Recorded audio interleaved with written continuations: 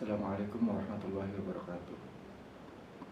Perkenalkan, saya Ahmad Syibdan Al-Hifari. Dalam video ini saya akan mempresentasikan mengenai tafsir salah satu ayat Al-Quran yang berkaitan dengan ta'awun atau tolong menolong, dan diambil maknanya pada manajemen pendidikan Islam sebagaimana untuk memenuhi tugas mata kuliah studi Quran.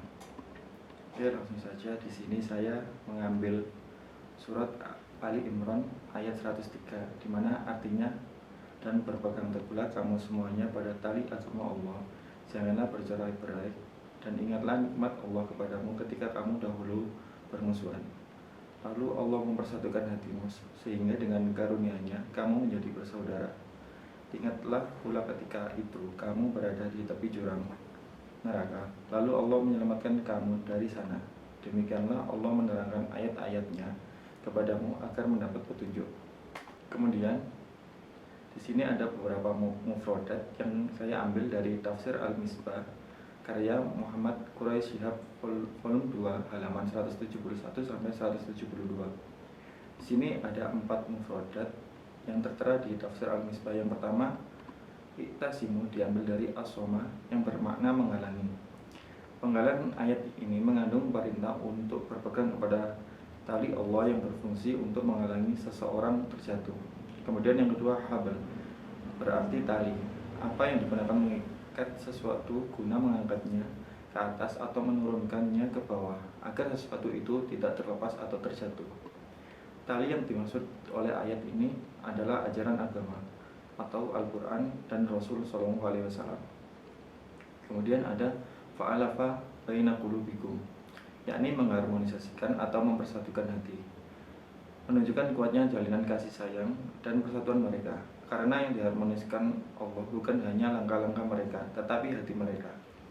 Kalau hati telah menyatu, maka segala sesuatu menjadi ringan dipikul, dan segala kesalahpahaman seandainya muncul, maka akan mudah diselesaikan.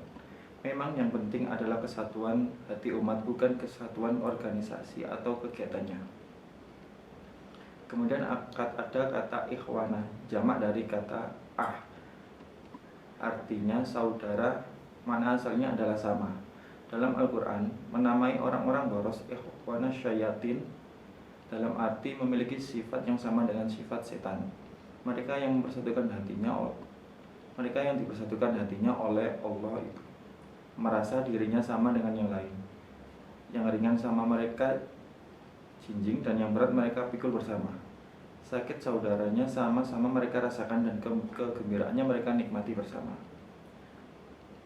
Kemudian asbabun nuzul dari surat Ali Imran ayat 103.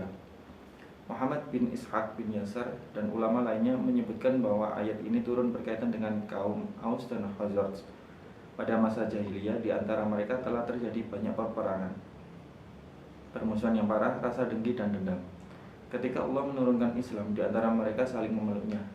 Jadilah mereka bersaudara dan saling mencintai karena Allah saling menyambung hubungan dan tolong-menolong. Kemudian suatu hari ada seorang Yahudi berjalan melewati orang-orang dari kaum Aus dan Khazraj yang sedang berkumpul.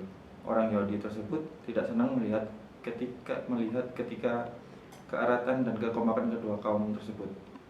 Kemudian orang Yahudi tersebut mengirimkan orang dan memerintah untuk duduk bersama dengan kedua kaum tersebut dan mengingatkan kembali berbagai peperangan yang pernah terjadi di antara mereka pada peristiwa Buat dan peperangan lainnya. Orang Yahudi tersebut tidak berhenti melakukan hal tersebut hingga emosi kedua kaum tersebut bangkit, dan sebagian kaum mereka murka atas sebagian lainnya. Masing-masing saling mengobarkan emosi, meneriakkan slogan, mengangkat senjata, dan saling mengancam untuk ke tanah lapang. Hal itu terdengar oleh Nabi SAW, dan Nabi SAW datang serta menenangkan mereka. Kemudian Rasulullah SAW membaca ayat tersebut, maka mereka menyesali atas apa yang telah dilakukan, dan akhirnya mereka bersalaman, berpelukan, dan meletakkan senjata. Asbabun nuzul ini saya ambil dari Tafsir Ibnu Katsir, terjemahan jilid 2 halaman 106. Kemudian tafsir surat Ali Imran ayat 103, di sini juga saya mengambil dari Tafsir Ibnu Katsir, terjemahan jilid 2 halaman 104 sampai 105, yang berisi, dan berpegang teguhlah kalian semua pada tali agama Allah, dan janganlah kamu bercerai-berai. Dari kalimat kepada tali Allah, ada pendapat berarti kepada janji Allah, sebagaimana firman Allah pada ayat setelahnya, yakni Ali Imran ayat 112. Mereka diliputi kehinaan di mana saja mereka berada, kecuali jika mereka berpegang pada tali agama Allah dan tali perjanjian dengan manusia. Pendapat lain kepada tali Allah itu dimaksudkannya adalah kepada Al-Quran, sebagaimana dalam hadis yang diriwayatkan dari Al-Harits Al-A'war dari Ali sebagai hadis marfu tentang sifat Al-Quran. Kemudian, dan janganlah kamu bercerai-berai. Allah memerintahkan mereka untuk bersatu dalam jamaah dan melarang berpecah belah. Kemudian, dan ingatlah akan nikmat Allah kepadamu ketika dahulu masa jahiliyah kamu bermusuhan. Maka Allah mempersatukan hati, lalu karena nikmat Allah kamu menjadi orang-orang yang bersaudara, dan kamu telah berada di tepi jurang neraka, lalu Allah menyelamatkanmu darinya. Demikianlah Allah menerangkan ayat-ayatnya kepadamu agar kamu mendapat petunjuk. Konteks ayat ini berkenaan dengan kaum Aus dan Khazraj, sebab pada masa jahiliyah dulu di antara mereka terjadi banyak peperangan dan permusuhan hingga terjadi pembunuhan di antara mereka. Maka ketika Allah menurunkan Islam, di antara mereka pun masuk Islam dan jadilah mereka bersaudara dan saling mencintai karena Allah, saling tolong-menolong dalam kebajikan dan ketakwaan. Mereka sebelumnya berada di tepi jurang neraka disebabkan oleh kekufuran. Lalu Allah menyelamatkan dengan memberi hidayah untuk berfirman. Kemudian setelah tafsir, di sini saya menganalisis surat Ali Imran ayat 103 dengan manajemen pendidikan Islam. Terdapat 4 poin yang saya tulis. Yang pertama, adanya visi misi sebagai tujuan dalam lembaga pendidikan. Kemudian yang kedua, mengembangkan budaya organisasi yang baik. Yang ketiga, membangun hubungan yang baik dan kolaboratif. Dan yang keempat, mengatasi konflik. Yang pertama, adanya visi misi sebagai tujuan dalam lembaga pendidikan. Dalam ayat ini dijelaskan terkait berpegangan terhadap tali agama Allah. Sejalan dengan hal tersebut, dalam lembaga pendidikan harus terdapat visi misi yang disusun secara sistematis dan hasil dari partisipasi semua pihak yang berkepentingan dan mempunyai kewenangan.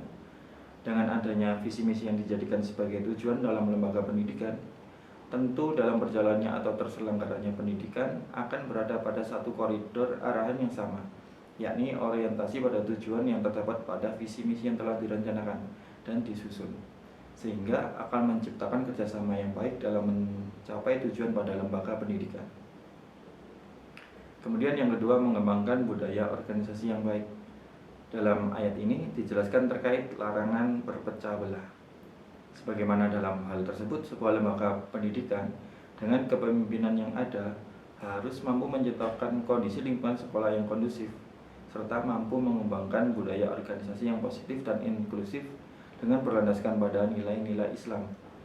Sehingga dalam hal ini akan meningkatkan keterlibatan semua pihak, baik guru ataupun siswa dalam mencapai tujuan pendidikan secara bersama, serta dapat menumbuhkan kepedulian antar sesama warga sekolah dan mengurangi persaingan di tengah-tengah mereka.